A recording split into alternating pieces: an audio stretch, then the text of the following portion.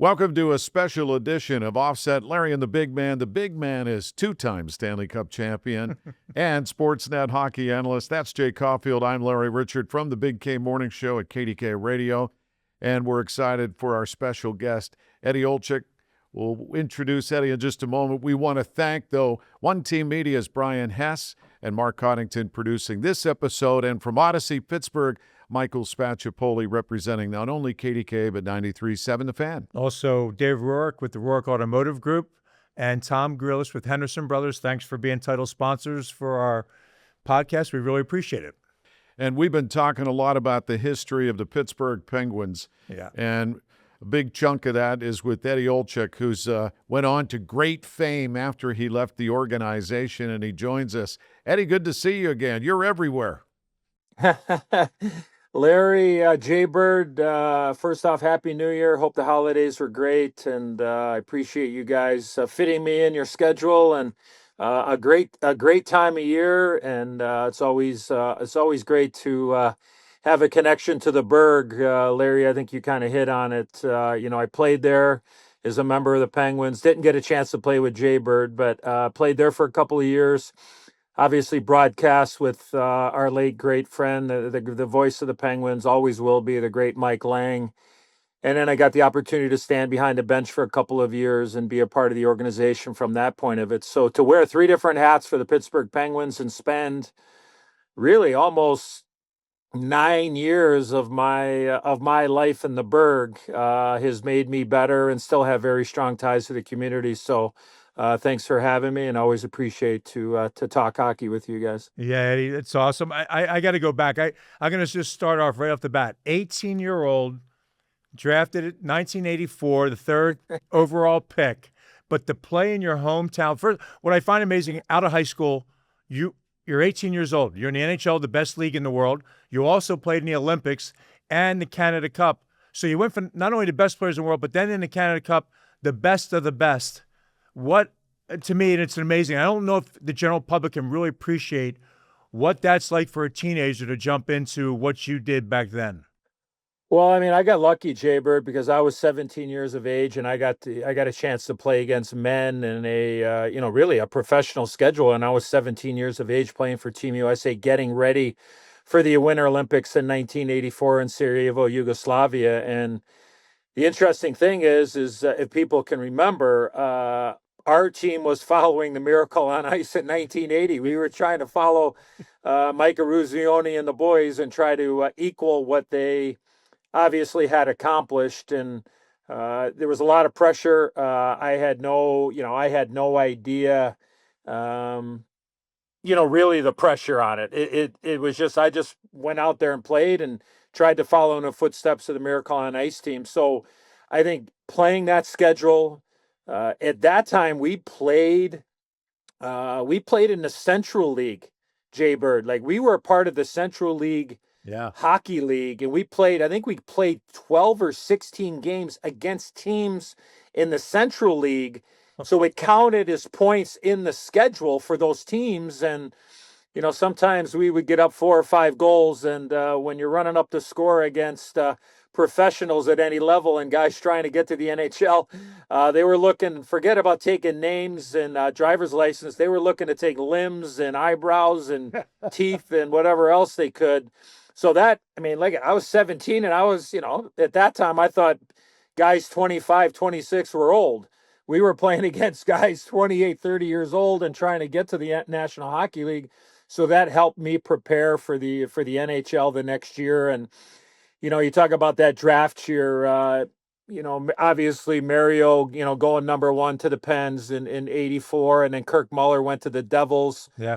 And my hometown team, the Blackhawks, moved up in the draft. They were 6th overall. They moved up to the 3rd overall pick, because I thought I was going to end up in Toronto, because LA wasn't going to draft me at 3. They were going to go for a defenseman. And I thought I was going to end up with the Leafs at 4. But the Hawks moved up and got a chance to play in my hometown. And something I'll never forget. I played my first game as a Blackhawk. I played my 1,000th game as a Blackhawk, and I played my final game in my hometown as a Blackhawk, and a lot of games in between. But to be able to live that dream as a Chicago kid is something I'll never forget.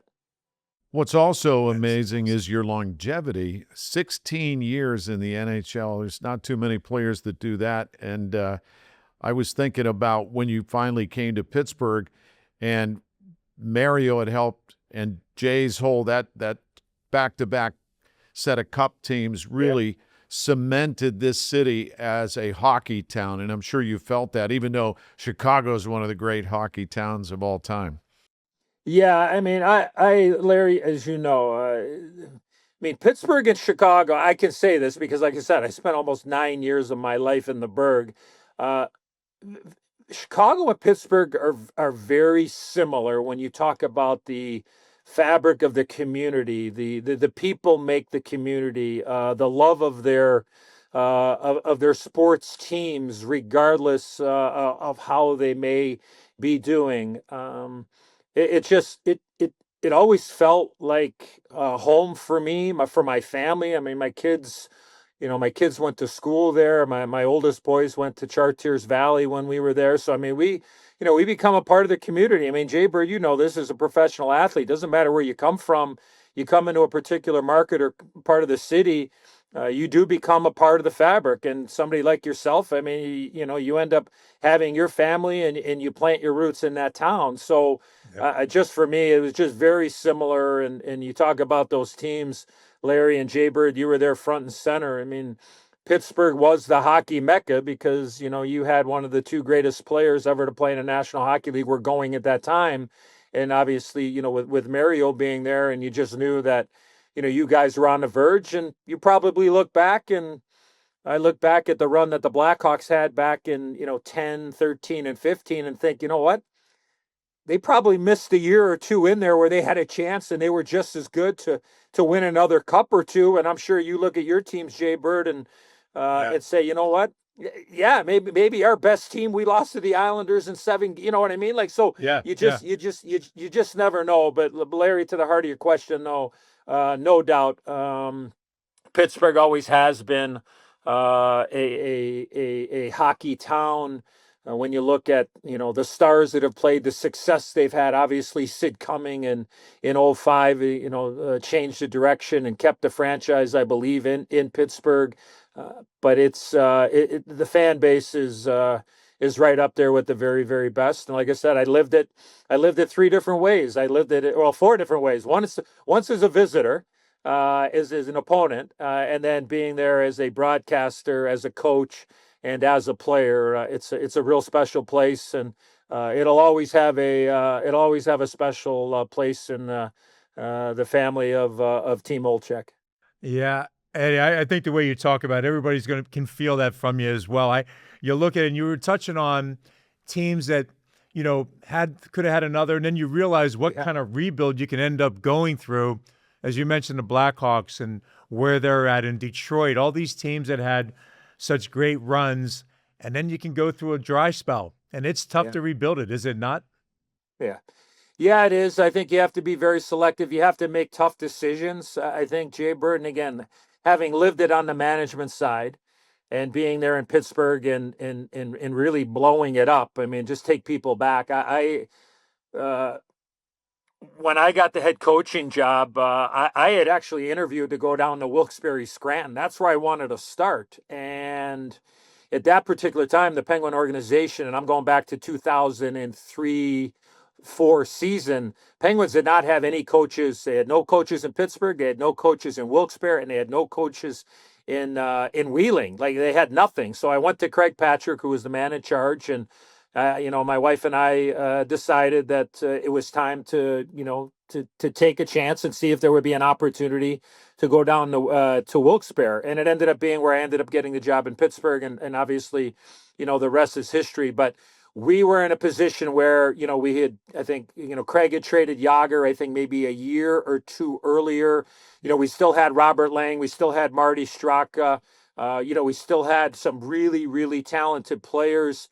So, those guys are going to be on the way out. I think Kovalev still might have been there maybe in that time range, right in that year time. But I think having the foresight of, is knowing where you were, Jay Bird, knowing where you are, and know Yeah. where you're trying to get to, you have to make really, really tough decisions. And, it's no different than what happened in Pittsburgh a couple of years ago when the Penguins decided, you know what, we're going to try to make another run. I don't think there's any other way you can say it when they decided that they were going to, when they were going to, re-sign Gino, and they were going to re-sign Letang and try to make another go at it. Like, was that the opportunity to sit there and go, okay, we're going to try to retool. We're going to try to, make a quick decision here, and we're going to go in a different direction. You make the decision and you live by it. And look at, without those guys, the last handful of years of how great Sid is, the Penguins don't have the success if you don't have the depth on that team. I don't think there's any doubt about that. And no different in Chicago. Did they hold on to a couple of guys that did give out contracts to guys, and ended up, are they still paying for it, so to speak? Yeah, I guess you could argue. I mean, the Hawks haven't made the playoffs going on 10 years now, if you take the bubble out of it, right? Because at that particular time, there were 12 teams from each conference that ended up going to the bubble. So, when you make decisions on guys, and yeah, you want to try to be respectful and show the honor on what they've done, it's hard decisions to cut ties with guys that have brought you so much. So you're right, Jay Bird. It's hard to make decisions and let guys go and see other guys playing in other organizations when you decide to go in a different direction. But you have to pay for a price of success to a certain extent in the National Hockey League with a hard salary cap. And I think they're obviously, they're just a few teams. And you mentioned Detroit as well. I mean, all the success they had, just holding on to some guys probably, a little bit longer than, probably they should have. And you and Jay share that bond of being Stanley Cup champions, too. You with the Rangers in New York. That must have been a blast in 1994. And I'm curious, the coaching experience, though, also adds to your ability, and you've become such a great commentator. For those that don't know, TNT, and now with the expansion franchise, the Kraken. So you've been doing that a long time and have done it at the highest levels. How much of that, I guess, the experience that you had 16 years as a player, then as a coach, pays off for you to be able to talk about the game? Yeah, I think it really helped me become a better broadcaster. At least I think so anyways, Larry. Going through, knowing what coaches are thinking about in the game, maybe take people inside a little bit, maybe try to be one step ahead, to foreshadow a little bit, or to sit there and, maybe disagree and say, hey, like they should have probably, they probably should have used their time out there on the power play or whatever it might be. So I think it has helped me immensely become more well-rounded as a broadcaster. I go back to my first gig was I retired in 2000, in April in 2000 here in Chicago. I played my final game in the National Hockey League against the St. Louis Blues. And I knew I wanted to get into TV or radio because I had done some radio the last couple of years while I wasn't in the playoffs. And I got the opportunity in Pittsburgh. And my first full-time partner, I mentioned him a little bit earlier, somebody we miss, but I think about very often, our old pal, the great Mike Lange. And Mikey was my first partner, and I got my first gig in Pittsburgh of being a former player. And Jay Bird, you know what it's like, right? You get up there and, you think, at least I think, I'm not going to speak for you, but I think we all think, wow, just get on TV and, you just talk about it, and but you got there's a lot more to it than people realize, and Amen. it's like when you have outstanding people, at that time I think it was Fox Sports Net Pittsburgh that I got a chance to work with and work for, and work with Mikey. He really helped me out tremendously, and helped mold me to the broadcaster that I become, because Mikey always would tell me, oh, Edzo, you got to be yourself, Edzo. You got to let your personality come out every once in a while, and so not having a guard up, and I was always taught from my late mom and my dad, like, this is not what you say, it's how you say it. And we've all been out there playing, Jaybird, and a guy makes a bad play or he takes a bad penalty. We have a job to do and say, look, you can't take that penalty there. That's not a time to get even. And then you make your point and you move on. You don't need to belabor it. You don't need to bury the guy. You don't need so what I'm saying is I think I learned under Mikey to know when to get in, know when to get out, to know when it was his time, to have an opinion, to have fun. And I think that's the one thing that I learned probably most with Mikey was, if people can remember back then, that far ago. I mean, I can't believe I'm saying it. 25 years ago. That is unbelievable, isn't it? I mean, which I don't know where in the hell the time has gone, but sitting in the old igloo and, I look over at Mikey there, right before the period's starting and our producer's getting in our ear and he goes 20 seconds. I look over at Mikey and I see Mikey over there going like this. He's finishing his dart in the igloo there, getting ready to go, and he's got his little fan over there, and I'm going, yeah, that's right. There's not going to be any secondhand smoke anywhere. Don't worry about it, Mikey. So, but we had fun. I think if people remember our broadcast, I at least hope that they were entertained. They learned a little bit. Obviously, we wanted the Penguins to win every game, but he helped mold me and allowed me to play to my strengths, and I think I've tried to always lean on that from those 3 years in Pittsburgh, and I'll be forever grateful for Mikey and taking me in and showing me the ropes in the Berg. Well, when you say it like that, I can remember it like it was yesterday. Oh, yeah, Eddie. Believe me, I've seen it. Yeah. Hey, Larry, Jaybird, he sit there and he look over at me like, so the game is going on, the camera's following everybody, and then obviously Mario came back and, a game, I think it was against Toronto. He came back right after Christmas and Mike, the game's going on, the camera's, following, and we got a shot of Mario, whatever. And then, Mikey, I'm sitting a foot and a half from Mikey, and he kind of looks over at me and he goes, that's all. I seen that look. I seen it. So, the Leafs better look out here. I've seen this before here. So he, I was so, I'm sure, I mean, I know the city was just still, there's still an emptiness there coming back to the Berg and knowing that Mikey's not around, but I know he's with us, and I'm sure he's smiling like a butcher's dog right now, seeing the three of us talk about him, and he's probably making fun of me, trying to mimic him. But what's that old saying there, Larry? When you try to mimic somebody, or the old try to be like somebody else, that's a form of flattery, right? And so imitation. That's what I'm. Yeah, That's it. Imitation's a form of flattery. Yeah, exactly. So I love he's him. Smiling right now. He's smiling right now in between a dart or two, probably. Eddie, I look at it too.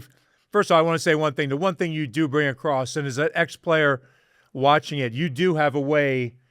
You haven't forgotten what it's like to be a player. You haven't forgotten that side of it. I don't think you ever have. You know what the feeling's like. So when you say, but you do have to make the point, which you do, but you do it in such a great fashion because the player, everybody understands mistakes are going to happen. So I think how you've always done that and pointed out something that's so important to a game, it's such a great trait. And you do it in a way, in my opinion, that you didn't forget what it's like when you were a player. And I think that, to me, carries so much and goes forward that every player that listens to you and watches you kind of really appreciates it. So it's one thing you bring to every game. So we love that. And I also know you talked about Mike. I got to tell you, you've been with Mike Emmerich, right? Pat Foley, Kenny Albert, the guys you work with. Crazy. Yeah, I mean, just great talent. And you make the game. You want to watch it when you're calling the game, Edzo. I really mean that. It's a lot of times you can tune away from somebody if the announcing doesn't come across right, but not with you. Outstanding. I appreciate it, Jay Bird. I am smarter than I look when you think about the names you just dropped there. So working with Mike Lange for 3 years, work with the great Pat Foley, the Hall of Famer, a couple of Hall of Famers there, by the way. Working with Pat Foley for 14 years in Chicago. Obviously, Doc, I mean, speaks for itself. As good as there's ever been in any sport, let alone in the game of hockey. Working with Kenny Albert consistently at TNT the last, we're going on our 5th year now, and working with Johnny Forsland in Seattle. So I've been pretty lucky. I've worked with a lot of broadcasters, but when you work with the best of the best, it's going to make you, it's going to force you to be the best. And I think it is the understanding, Jay Bird, especially, when it comes to our game. I think there's a time and a place. It's about feel. It's about the understanding of the game, and local show compared to national show, those type of things as well. Because when you're doing a local show, 95% of your audience is rooting for the Penguins or rooting for the Blackhawks or whoever that might be. On a national show, you got to play it right down the middle. And I'd like to think, because people ask me, like, do you feel you call the game differently when you're on local or whatever? I said, the only thing I believe over this is 26 now, so take the, 2+ years in Pittsburgh coaching out of it. So for almost 25 years, I'd like to think the only thing that's different, like if somebody would hear me on a game, local or national, would be using the nicknames more so on the local show than I would on the national show now. Yeah. When you're talking about, Sid the Kid or Flower or Ovi or, what I'm saying? Like that's a little different, because we're talking about, Hall of Famers and everybody knows who they're. So I think that sometimes I try not to do that on the national show too much. But I would say that, hey, look at whether it's the good guys or the bad guys on a local show, I'm going to call it the way I see it. And if the home team isn't playing well, it's like, hey, it's one of those nights and they don't have it, and the score should be 5-0 after 2 periods, and then you move on.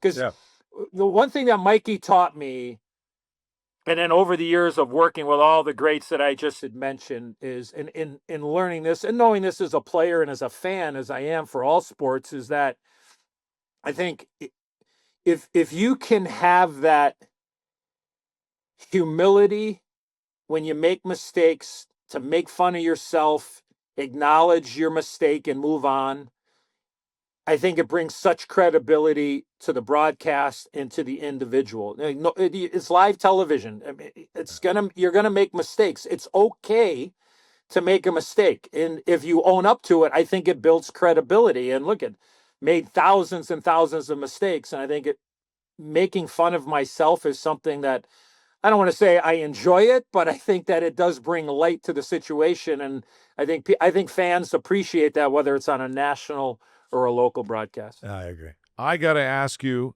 about your passion for thoroughbred racing. I had discovered a while ago, how does a kid from Chicago who's locked in with his hockey world become, and you actually willed this to happen, and that's you covering the Kentucky Derby. You made that happen because of your passion for the ponies. Yeah. Well, look at, I've been a horse player since I was 12 years old, and I fell in love with these equine athletes, Larry, at a very young age. And as I got a little bit older, and I was a caddy for, I think, 4 or 5 years, so I made a little extra money while I was caddying, or maybe I borrowed a little money out of my mom's purse every once in a while. I would, head to the ponies, and I couldn't throw the dice around all day, so I figured I better chase the ponies. You know what I mean? So, hey, I got to chime in. Hold on one second, because that topic, my daughters read your book, and they love it. The book is outstanding. But one of the things, they both Catholic school, right? So your horse racing Bible, I think the story that was in there, I think it's there's that story, and I want you to talk about too, and then get back to Larry's point, because I didn't want to interrupt that. Yeah. No. So, I think it started at a young age, and then believe it or not, Larry and Jay Bird, I got my start in television at the racetrack. Now, stay with me. Yeah. We win the Cup in '94 in New York. Yeah.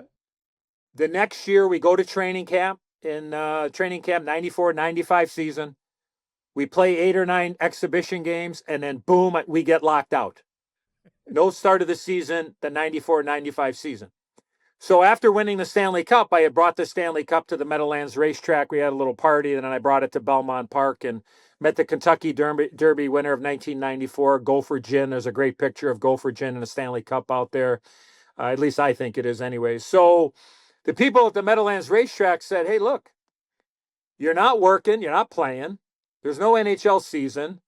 Our thoroughbred meet at the Meadowlands. I was living in Connecticut at the time, so it was like maybe an hour drive. They said, hey, look, why don't you come handicap and you can work on our TV shows and handicap the horses, and then you can maybe do our race recap show on Sports Channel America in New York, and we'll pay $800 a night. And I'm like, oh, hold on a second here. You're going to pay me $800 a night to come to the racetrack? I'm like, wow, this is a hell of a deal here. This is the greatest. So I did that for almost 3 months. And then we went back to work in January. So fast forward all those years later, I got fired in Pittsburgh in Christmas of '05. NBC hired me to do TV the following season. John Davidson left the booth because he was working with Mike Emmerich. And look, there's nobody that's ever done it better than John Davidson when it comes to color analysis in hockey in our country ever. JD is the very best analyst ever. Strive to be like him every day. And he left to go take the job for the St. Louis Blues to become the team president. So that chair opened, and I got the opportunity to go work for Doc Emmerich. And I had known that NBC had the horse racing coverage for the Kentucky Derby and the Triple Crown for a handful of years. So a couple of years into NBC, I went to my boss, Sam Flood, and said, hey, look, I don't want to take anybody's job, but if you ever need any help on horse racing, I'd love the opportunity to be able to, get on one of the shows every once in a while. So for 7 straight years, I got the Heisman from my boss, Sam Flood. He would not think of it at all. And then I finally went to him that 8th year and I said, Sam, I don't know if you know this, but I told him the story about working at the Meadowlands and doing whatever.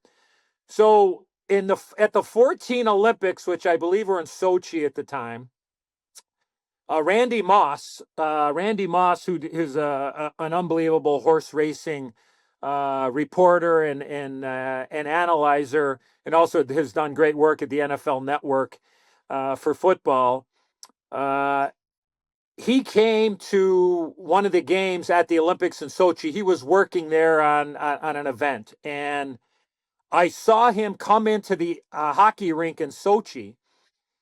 And I'm like, oh my gosh, that's Randy Moss. He does horse racing. So as he's walking by me, I'm like checking out to see where he is. And I kind of pretty much stalked him for the whole first period, making sure he didn't leave because I wanted to go talk to him. So the period's over. I throw my headset off. I go and I visit with Randy Moss.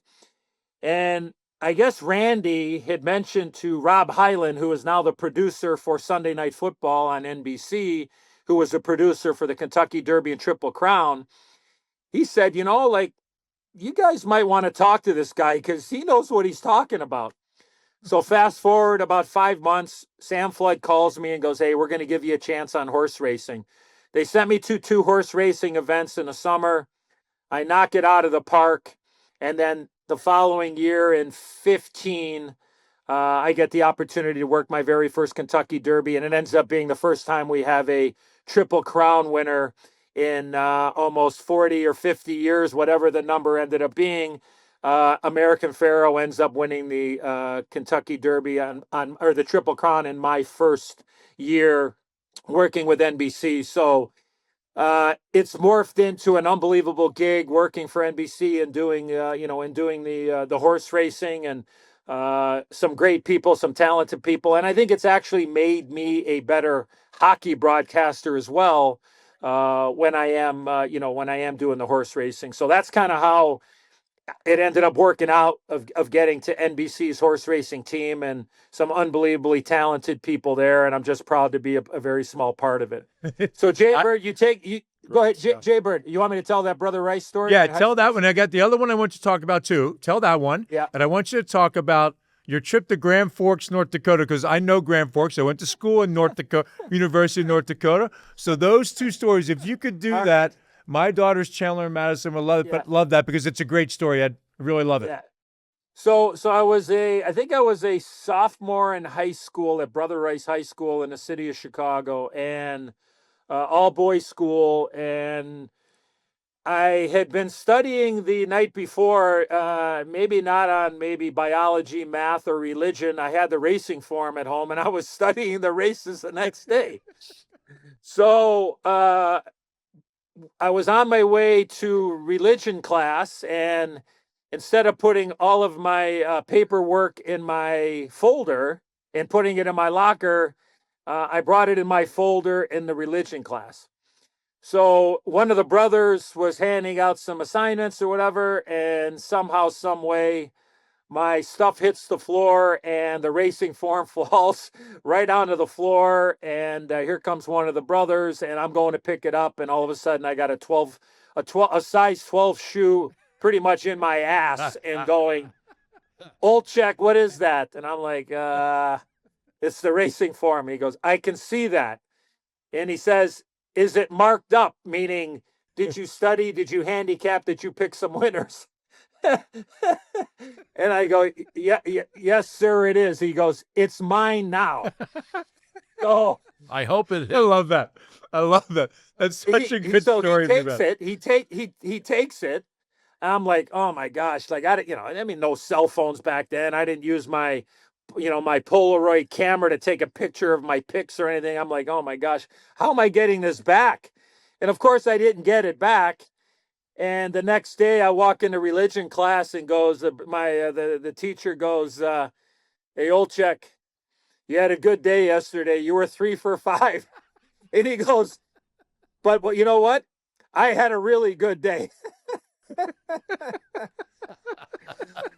So I love that thing. That's so so good. I guess the moral of that story is, like if you're gonna gamble and bring the racing form to school, just leave it in your locker. Don't bring it to class. Whatever you do.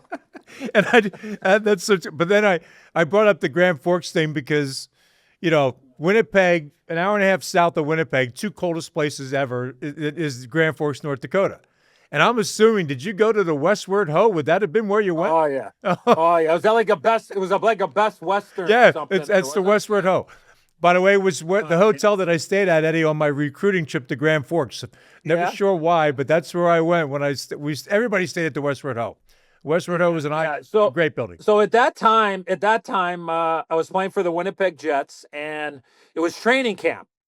And I owned a horse. The name of the horse was Mr. Bowtie. That was the name of the horse. He was running in Chicago. But at that particular time, and again, I'm going back to my first stint in Winnipeg. So this is like 92-ish, 93.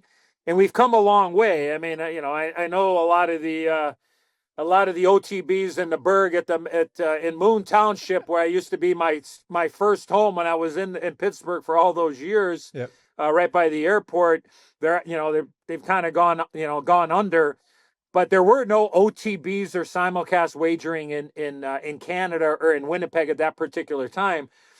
So during training camp, we had a game that night I think we were going to Calgary, but my horse was running, and I was like, the horse has got a big shot. I'm going to drive down to Grand Forks, and I'm going to make a bet, and we're gonna take everything home. So I asked my coach. I didn't tell my coach, John Paddock, but I asked my coach. I said, hey, coach, if I can play Tuesday and you don't put me in a lineup Thursday, I would really appreciate it. And, I got my horses running, and, please. He goes, okay, you won't play Thursday. Great. So Thursday morning, I'm all jacked up. I head to the bank. I got a couple of bucks. I'm going to practice, and then I'm going to drive down to Grand Forks. He puts the lineup on the board, and whose name's on the board? I'm going to Calgary. I'm like, I can't go to Calgary. I got to go to Grand Forks. So I go to him. I go, John, well, I thought you told me I wasn't playing. He goes, no, I need you to play. I go, well, I got to go to Grand Forks. I got to go bet my horse. I mean, this is priorities here. I said, I'll play every game the rest of the training camp, but I can't play tonight. I'm just telling you. He goes, all right, give me a second or whatever. And then he grabbed me 5 minutes later. He goes, all right, you're not going. I'm like, oh, thank God. I don't have to go to Calgary. I can go to Grand Forks. So I get in the car. I grab some money for the trainers. I told John, I said, hey, I'm going to bet 100 for you, whatever. So I head to Grand Forks. I watched the race. I probably bet, honestly, Larry and Jay Bird, I probably bet, 2,500, 3,000, whatever. Mr. Bowtie comes up large. He wins. I probably cash for about 35 or 40,000. That's awesome. I go to the window with my tickets, and the poor girl standing behind there, she goes, hold on a second here. I don't have that much money. You're gonna have to wait a minute. I'm like, oh, okay, all right. That happens. Maybe they don't have that much in the till, but maybe they got to go in behind or whatever. Next thing you know, there's like an army of people coming out from the westward hole going, I'm sorry, if we paid you, we would have to close for the week. I'm like, Jaybird, the hotel, the place was as big as your set there, right? I mean, it was just a tiny spot. I mean, so now I'm like, okay, hold on a second here. I got my the organization is probably mad at me because I didn't play in the game tonight. I just came down. I drove down from Winnipeg. I got like $35,000 coming, and they tell me they can't pay me because they're going to close the place. So I'm like, well, what do we do? He goes, well, I can give you like 7,500, but we're going to have to give you an IOU. The guy says he can give me. I'm like, wow. I can't believe it. I'm like, so I'm going to trust that I'm going to get an IOU. I got to drive back to Winnipeg. So the next day I give the IOU to a couple of the locker room attendants. I said, hey, here's 1,000. I need you to drive to Grand Forks. I need you to go pick up this money and then come back, and then we'll go from there. So, there's a couple other little nuggets in there, but I'll leave those for another day. But that's my story from the old drive there from the Peg to Grand Forks. That's awesome. It was well worth not going to Calgary for an exhibition game. I'll tell you that. I love that. That's a great story, big man. Really good. Well, it was great to catch up. I know you got to catch a flight, and then you'll be in Milan, Italy. Before you go, Eddie, just handicap. Who do you think? It's always Canada, USA. Yeah. I mean, look at the Swedes are pretty darn good. The Swiss play a certain way where it can frustrate teams, and look at you. Once you get past the prelims, Larry and Jay Bird, you just never know. I mean, you just really never know. The Finns, I mean, they have a way of playing. So, look, for television, I'll be there for NBC. I will be there working another Olympics with Kenny Albert, Brian Boucher, and Catherine Tappan. We'll be on site in Cortina, Milan, and looking forward to that. So, if you guys get bored during the Olympics and I got a little bit of time, I'm not sure what the time change is between Milan and the Berg, but if you guys ever decide to drop a podcast there in the Berg, and you need a visitor from Milan, Jaybird, you just text me, buddy. I'd be happy to jump on with you from there. So that'd be outstanding, man. Big man, for an update on that, that'd be wonderful. Really look at as an alum, obviously I would love to see our first gold medal since 1980. I mean, I would, this is an unbelievable chance. There's one goal there for the men and women, is to go there and to get a gold. And if you don't, it's going to be a disappointment. So, the favorites are the U.S. and Canada without a doubt, but they got a lot of work to do to get there. So that's why you play the games, and I'm really looking forward to being a part on the broadcast for NBC come February. Yeah, and there's one more question, big man. Your health, all good. What you went through, what you meant to so many people in your battle. Truly, it's how you spoke about it. It touched so many hearts and so many people. And again, we're so glad to see where you're at. But what you meant to so many people with that, Ed, was, again, another outstanding thing that you do. And you just spoke from your heart. Yeah, in the year you were diagnosed, hits close to home. I lost my father to colon cancer, and you were such an inspiration and have been to so many, Eddie. In the middle of all these great things happening to you with 4 kids, it's a hell of a way to get hit, and the way you bounce back has been remarkable, and thank you. Well, I'm sorry. I'm sorry about your dad there, Larry, and Jay Bird. I appreciate you guys both mentioning it. It was. I'm glad I'm the one that got sick. Having gone through what I did and learning and knowing what I know now, it's a it, it it's a challenge. It tests your will to live. Um, and I would have crawled under a rock if I could have. And we're all of us, all 3 of us, are in the public eye, so to speak. And it's hard to go away and just kind of fall off the face of the earth, so to speak. But once I got into it, I thought that we could help people by sharing our story and get it out there and maybe be proactive and be preventative on people getting screened and being aware of warning signs and those type of things. But I'll say this is that without the support of my wife, Diana, we'll be married 38 years coming up here. And if it wasn't for her, I would not be here. I was ready to quit after during my second treatment where I had lost all control and control of my bowel movements. I would just absolutely, literally just shit the floor. And I'm like, I can't live like this. I got blood clots. I have nosebleeds. I have headaches. I have neuropathy. I'm saying to myself, like, how am I going to get through treatment 2?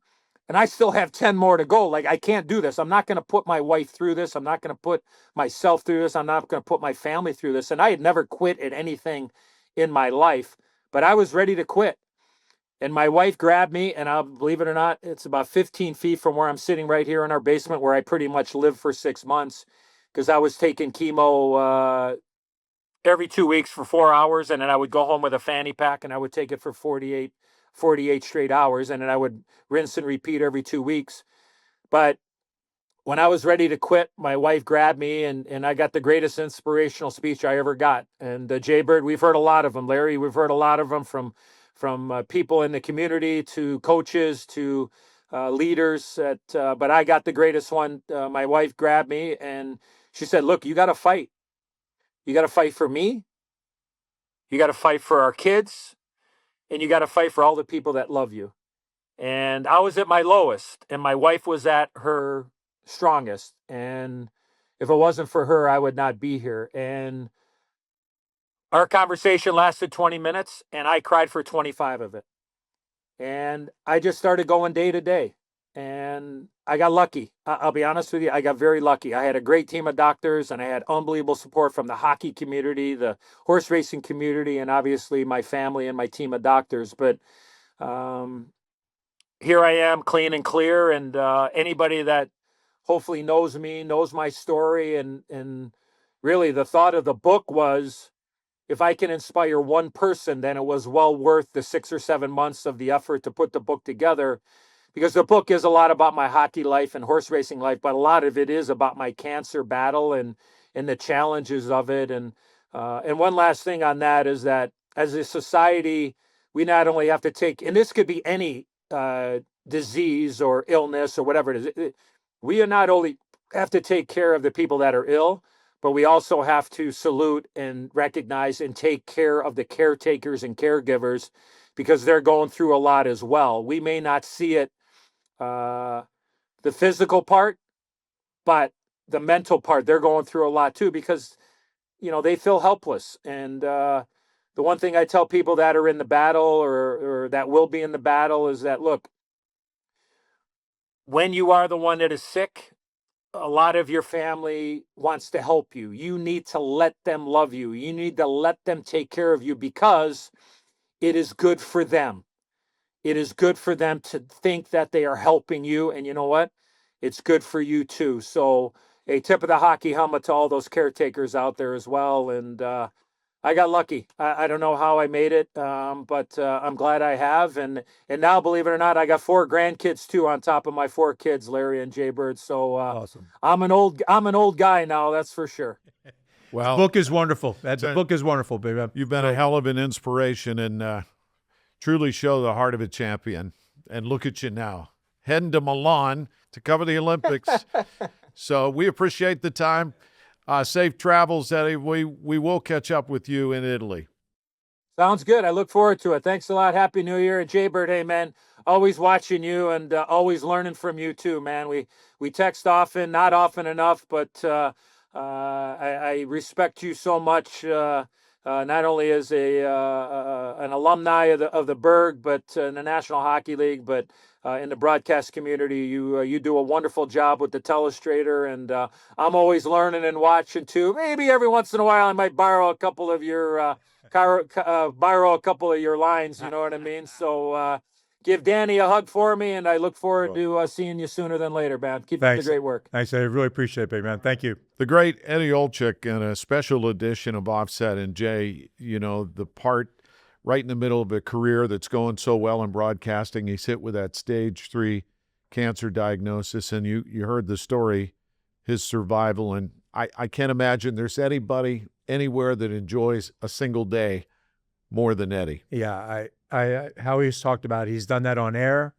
He did it here with us today, and very special. That was a great episode for us because he brings so much, the entertainment, how good he is at everything when he's on the air, wonderful. But that part about what he went through and what his wife means to him, his family, it was a great story. Yeah, and the book, so your daughter. Oh yeah, I mean, you got it. They love. I mean, it's love. It's so Eddie Olczyk, Beating the Odds in Hockey and Life, and you really should take a peek. It's a great book. It's a great book, and you kind of hear it from so many different angles. But he talked about a number of things, and I think everybody will enjoy it. All right. That said, we'll check in with Eddie in Milan, Italy for the Olympics. We want to thank One Team Media, Brian Hess, the mastermind behind this growing organization, and Odyssey Pittsburgh, Michael Spacciapoli, KDKA, my employer, and 93.7 The Fan. Also, Dave Rourke, the Rourke Automotive Group, lifetime state inspections, lifetime oil changes, engine warranty. They also have a new building in Cannonsburg. Thank you, Dave. And Tom Grealish, also with Henderson Brothers. Larry, you might have a little extra ad about Henderson Brothers? Since 1893, Jay. I'm glad you asked. Independent agency here in the greater Pittsburgh area, helping your business, helping you, your family. Experience the power of partnership at hendersonbrothers.com. That's this edition of Offset. Larry and the Big Man will be back next week with more, and that's a wrap